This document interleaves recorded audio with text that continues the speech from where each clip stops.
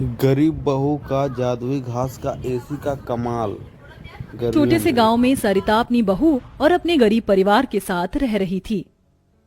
बेटा, आज हमें ये रात को सारा काम खत्म करना होगा। कल ये सारा ऑर्डर का सामान जाएगा। माँ, मैं तो कोशिश कर ही रहा था लेकिन घास ही खत्म हो गई। अब आप ही बताओ ना, मैं क्या करूं। हमारे पास और कोई चारा नहीं है। हमें जंगल से और घास काट कर लानी होगी। इस समय जंगल में जाने का फायदा नहीं है, कभी भी कुछ भी हो सकता है। जंगली जानवर रात के समय ही बाहर निकलते हैं। अजय बिल्कुल सही कह रहा है बहू। अरे माँ जी, हम दो लोग अगर जाएंगे तो कोई जानवर पास नहीं आएगा, और फिर इतनी जल्दी कोई जानवर हमला नहीं करता। हमें ये ऑर्डर कल देना है। आप ये भी तो सोचिए। लेकिन बहू। माँ जी, आप चिंता मत कीजिए, कुछ नहीं होगा। बस आप बच्चों के पास ही रहना और उनका ख्याल रखना। अगर ये ऑर्डर नहीं गया तो बच्चों के लिए हम गर्मी से बचने के लिए कूलर भी नहीं खरीद पाएंगे। सरिता की बहू भाविका और उसका बेटा, वो तीनों घास से पंखे कूलर बनाने का काम किया करते थे, इसलिए उन्हें घास की जरूरत पड़ती थी। वह आधी रात के समय जंगल में जाते हैं। भाविका, जरा से भी हलचल हुई तो मुझे बता देना, कभी भी कुछ भी हो सकता है। ठीक है जी, मैं आपको बता दूंगी। अजय और भाविका दोनों ही जंगल में घास काट रहे होते हैं। तब उन्हें झाड़ियों से आवाज आने लगती है। क्या तुमने भी वहां से कोई आवाज सुनी है? हाँ जी, मैंने भी सुनी है। मैंने तुम्हें कहा था ना, इस समय आना ठीक नहीं है। चलो देखते हैं उधर क्या है। भाविका और अजय झाड़ियों के पास जैसे ही जाते हैं, उन झाड़ियों के पीछे से एक आदमखोर भेड़िया निकलता है। भाविका, भागो यहाँ से, यहाँ पर तो बहुत खतरनाक भेड़िया है। अजय और भाविका दोनों अपनी जान बचाकर भागने लगते हैं। अजय, अब हम लोग क्या करें? कहीं भेड़िए ने हमें खा लिया तो? रुकना मत, बस भागती जाओ। भागते भागते वो दोनों जंगल से किसी तरह बाहर निकल आते हैं और भेड़िया उनका पीछा छोड़ देता है। जान बची तो लाखों पाए, लौट के बुद्धू घर को आए। रास्ते में चलते हुए आधी रात के समय उन्हें गांव के एक कूड़े के ढेर के पास एसी पड़ा हुआ नजर आता है। अरे देखो जी, यहाँ पर एसी पड़ा है। अरे पता नहीं किसका होगा, चलो यहाँ से चलते हैं। मुझे लगता है किसी ने ऐसे ही डाल दिया होगा। मैं तो कहती हूँ इसे लेकर चलते हैं। भाविका अजय को एसी ले जाने के लिए मना लेती है, जिसके बाद वो दोनों उस एसी को घर ले आते हैं। तुम दोनों तो घास लेने गए थे, ये क्या लेकर आ गए हो? ये हमें रास्ते में पड़ा मिला। जब हम कूलर पंखे बना लेते हैं तो एसी भी बना सकते हैं। इस खराब एसी को छोड़ो और ये बताओ, क्या तुम घास लेकर आई हो? सरिता के ये बोलने के बाद जंगल की दुर्घटना के बारे में दोनों बताते हैं, जिसे सुनकर सरिता हैरान रह जाती है। अच्छा, इसका मतलब बहुत बड़ी मुसीबत से बचकर आए हो तुम दोनों, और साथ में ये कचरा उठाकर ले आए। वह तीनों बहुत ज्यादा परेशान हो जाते हैं। कल का ऑर्डर पूरा करने के बाद उन्हें कुछ पैसे मिल जाते, लेकिन घास न होने की वजह से उनका ऑर्डर पूरा नहीं हो पाता और वह ऑर्डर कैंसिल हो जाता है। अगले दिन उनके टूटे फूटे घर के अंदर धूप की किरणें आने लगती हैं, जिससे बहुत ज्यादा गर्मी हो जाती है। हे भगवान, कितनी गर्मी लग रही है। घर में पंखा भी नहीं चल रहा है। मुझे भी बहुत गर्मी लग रही है। पिताजी पिताजी, हमें बहुत गर्मी लग रही है। हमारे घर में एक पंखा भी ठीक से नहीं चलता। बेटा, थोड़ा सा सब्र रखो, कुछ दिनों में मेरे पैसे मुझे मिल जाएंगे, तो मैं घर के अंदर एक अच्छा सा पंखा लगवा दूंगा।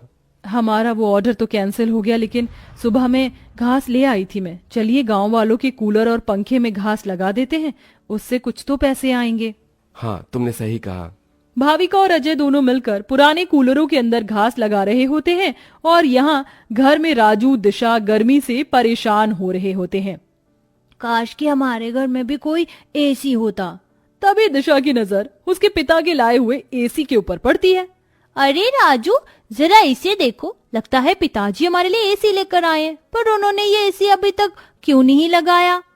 क्योंकि ये एसी खराब है, बस इसीलिए। कल रात तुम्हारे माता पिता को यह कूड़े करकट में मिला था। ये सुनने के बाद राजू इस बात से तो खुश होता है कि उसके पिताजी पुराना ही सही, कम से कम एक एसी तो घर पर लेकर आए। कुछ देर बाद वह अपने दोस्तों के पास खेलने चला जाता है। ढोलू ढोलू, कहाँ हो तुम? चलो खेलते हैं। आज मैं नहीं आ सकता, बहुत गर्मी है, और इतनी गर्मी में मेरा मन नहीं कर रहा है आने का, क्योंकि मेरे घर के अंदर एसी लगा हुआ है। मैं उसकी ठंडी हवा में ही बैठना चाहता हूँ। क्या कहा? तुम्हारे घर के अंदर भी एसी है? हाँ, और हमारा एसी बहुत अच्छा चलता है, बहुत ठंडा कर देता है घर को। राजू यह सुनकर बहुत खुश होता है। वह वापस अपने घर पर आता है और अपने पिता से कहता है, पिताजी पिताजी मेरे लिए एसी ठीक कर दीजिए, बहुत गर्मी होती है घर के अंदर, मेरे सभी दोस्तों के पास एसी है। राजू बेटा, मैं एसी ठीक करने वाला नहीं हूँ। कहीं मुझसे एसी खराब हो गया तो ज्यादा पैसे चले जाएंगे उसे ठीक करवाने में। अरे पिताजी आप तो एक्सपर्ट हो, आपको तो सब कुछ आता है, आप एसी को भी ठीक कर दोगे, मुझे पता है। राजू के कहने पर अजय एसी को ठीक करने की कोशिश करता है। अजय को लगता है कि उसके ठीक करने पर एसी ठीक हो गया होगा, लेकिन एसी ऑन होते ही उसके अंदर से धुआं निकलने लगता है। ये क्या हो गया, लगता है ये एसी खराब है, फेंक दो इस एसी को। राजू गुस्से में ऐसा कहकर चला जाता है, जिसके बाद उसे इस तरह देखने से उसके दोनों माता पिता परेशान हो जाते हैं।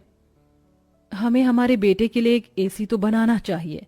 भाविका और अजय दोनों अब सारे काम छोड़कर उस एसी को ठीक करने में ही लग जाते हैं। वह उसकी ठंडी हवा खाने के लिए उसके चारों तरफ हरी घास लगा देते हैं, जिससे कि उस एसी की हवा और भी ज्यादा ठंडी हो जाए। चलो अब एसी तैयार है, इसे चलाकर देखते हैं। भाविका जैसे ही घास का एसी चलाती है, अचानक से उस एसी के आंख नाक मुंह बन जाते हैं। क्या बात है, तुमने तो मुझे बिल्कुल नए जैसा बना दिया है, लेकिन समझ नहीं आ रहा कि तुमने मेरे ऊपर ये घास क्यों लगाई है। एसी को बात करते हुए देख वो सभी डर जाते हैं। अरे हाँ सॉरी, मुझे माफ करना, मैं अपने आप को इंट्रोड्यूस करना भूल गया। मैं एक जादुई एसी हूँ, मेरे पास परी लोक की शक्तियां हैं, मैं गरीबों की मदद करता हूँ और तुम्हें मेरी बहुत ज्यादा जरूरत थी, लेकिन मैं खराब होने की वजह से अपनी शक्तियां इस्तेमाल नहीं कर सकता था। तुमने मुझे ठीक कर दिया, उसके लिए तुम्हारा बहुत बहुत शुक्रिया। माँ पिताजी देखो, ये एसी तो बात भी करता है। हाँ, तुमने बिल्कुल सही कहा, ये तो कोई जादुई एसी है। तुमने बिल्कुल सही कहा, मैं हूँ एक जादुई एसी, बल्कि अब मैं हूँ एक घास का जादुई एसी और मुझे तुमने बनाया है। ये घास का जादुई एसी चलता भी है या फिर बस बातें ही करता है? तभी जादुई एसी के अंदर से ठंडी ठंडी हवाओं के साथ घास के बने हुए एसी निकलने लगते हैं। अरे वाह, इसकी ठंडी हवाओं के साथ इसके अंदर से तो घास के बने एसी भी निकल रहे हैं। यही तो मेरा जादुई कमाल है, मेरी ठंडी हवाओं के साथ तुम्हें घास का एसी भी मिलेंगे। ये तो सोने पर सुहागा हो गया। ऐसा जादुई एसी मैंने कभी नहीं देखा। अब उनके पास इतने सारे घास के एसी हो गए थे जिन्हें वह देखकर सोच में पड़ जाते हैं। आजकल बाजार में एसी बहुत महंगा मिलता है, हम घास के बने हुए सस्ते एसी बेचकर पैसे कमा सकते हैं। सही कहा माँ आपने, पर क्या लोग घास के बने एसी खरीदना चाहेंगे? सरिता यह सुनकर थोड़ी देर चुप हो जाती है। हमें पहले एसी बेचकर देखना चाहिए। इस तरह भाविका और अजय दोनों मिलकर बाजार में घास के बने एसी बेचने के लिए चले जाते हैं, जहां घास के बने एसी देखकर सभी लोग हैरान रह जाते हैं। एसी तो बहुत देखे, लेकिन ऐसा एसी नहीं देखा, ये तो बहुत अलग है। घास से बने एसी मैं भी खरीदना चाहूंगी। कितने का है एक? ज्यादा नहीं, मात्र 1000 रुपए का है। आजकल एसी 30-40 हजार तक मिलते हैं और तुम इतने सस्ते में बिल्कुल कौड़ियों के भाव बेच रहे हो। चलो मुझे एक दे दो। कोमोलिका के खरीदने के बाद वहां और भी लोग उन दोनों से एसी खरीदते हैं। इसी के चलते उनकी अच्छी खासी बिक्री हो जाती है और सारे एसी बिक जाते हैं। आज का ये आखिरी एसी बचा है, इसे मैं अपने घर में लगाऊंगा। अजय घास का एक एसी अपने घर में भी लगा देता है और घास के जादुई एसी का इस्तेमाल वो बस तभी करता है जब उसे एसी बेचने के लिए पैसे चाहिए होते हैं। जादुई घास के एसी, अपनी ठंडी ठंडी हवाएं दो, जिससे मुझे तुम्हारे जादुई घास के एसी मिले। अजय के इतना बोलते ही जादुई घास के एसी के अंदर से ठंडी ठंडी हवाओं के साथ घास के बने एसी निकल आते हैं। इस तरह धीरे धीरे अजय अपना घास के बने एसी का बहुत बड़ा बिजनेस खोल लेता है और धीरे धीरे उसकी सारी परेशानियां खत्म हो जाती हैं। अब वह गरीब परिवार खुशी खुशी रहने लगता है। दोस्तों अगर वीडियो अच्छा लगा तो चैनल को सब्सक्राइब जरूर करें और लाइक करना ना भूलें।